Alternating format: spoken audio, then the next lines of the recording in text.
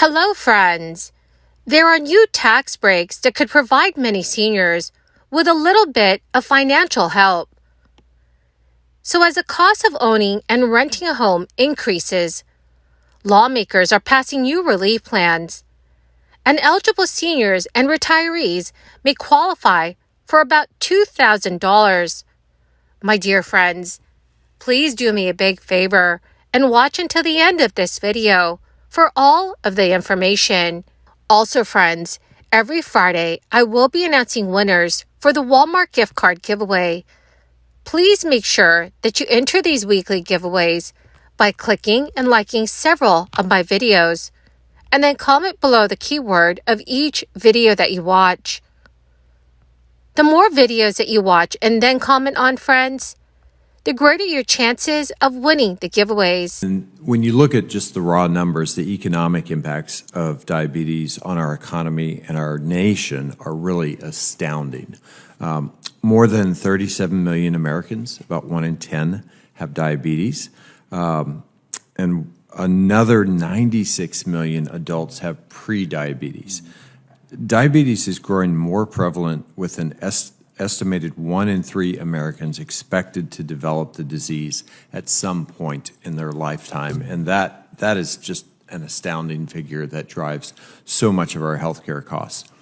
The rising costs of diabetes are due to the high price of medications and treatments in the doctor's office, and also lost earnings due to sickness, lower employment rates, and the cost of early retirement. These costs are borne by the patient, by our health systems, by employers, and really by entire communities, as we will hear about today.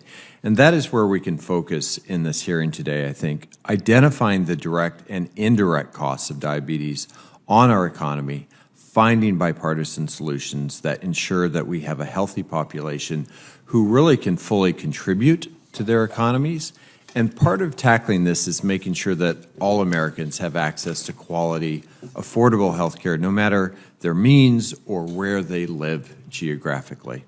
When patients lack access to health care, minor challenges can quickly become major challenges with a lack of proper diagnosis and treatment, and that's especially true in rural and tribal communities where diabetes is increasingly prevalent.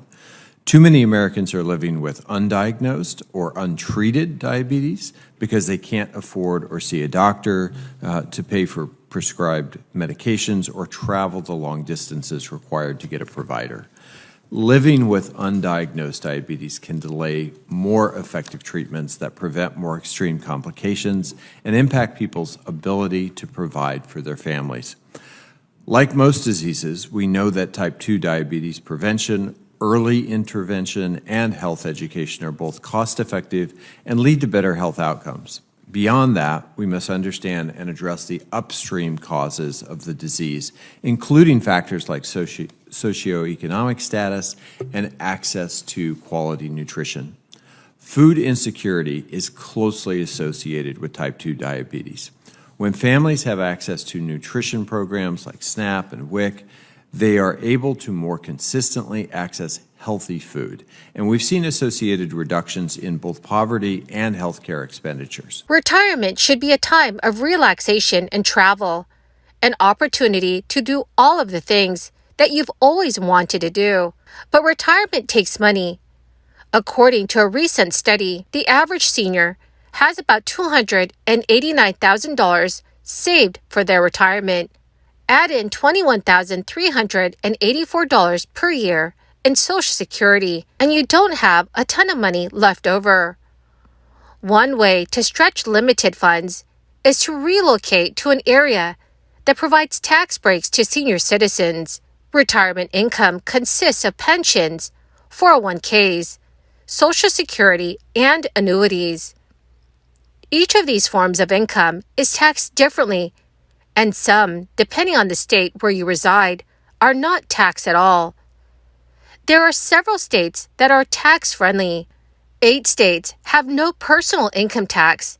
The states are Alaska, Florida, Nevada, South Dakota, Tennessee, Texas, Washington, and Wyoming. This includes pension income and even military benefits. That being said, some states may have higher taxes in other areas to compensate for the lack of personal income tax.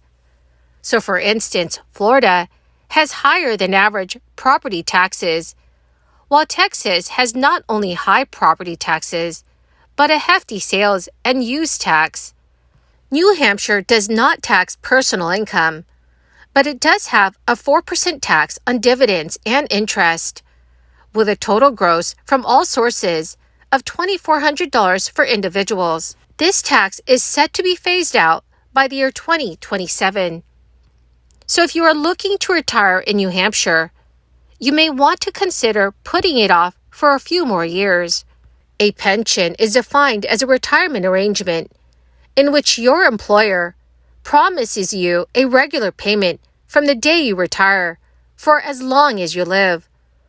While pensions are becoming more rare, those that are lucky enough to have one will find that 6 states exclude pension income from state taxes, and those states are Alabama, Illinois, Iowa, Hawaii, Mississippi, and Pennsylvania. New Jersey Governor Phil Murphy and the state's top Democratic lawmakers have announced a deal on property tax relief for senior citizens.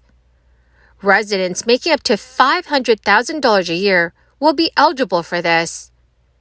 Senior homeowners can see up to $1,750 in relief, depending on income. Renters will receive $700 per year and $6,500 coming in 2026. Due to high prices, steep interest rates, and low inventory, home ownership has become a distant possibility for millions of Americans. According to the National Association of Home Builders, nearly 65 million households in the United States are unable to afford a $250,000 home. This is bad news when considering that, according to the Federal Reserve, the current average home price is $416,000. But with the bad news, there is some good news.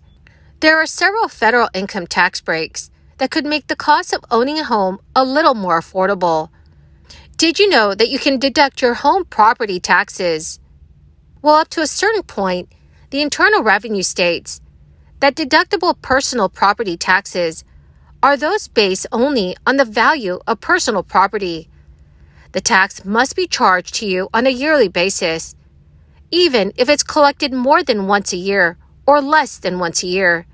You have to cap deductions at $10,000. Mortgage interest rates are through the roof, but this can actually be beneficial when filing your taxes because you can deduct the mortgage interest rate payments up to $1 million. The trick is, you have to make itemized deductions, as opposed to taking a standard deduction.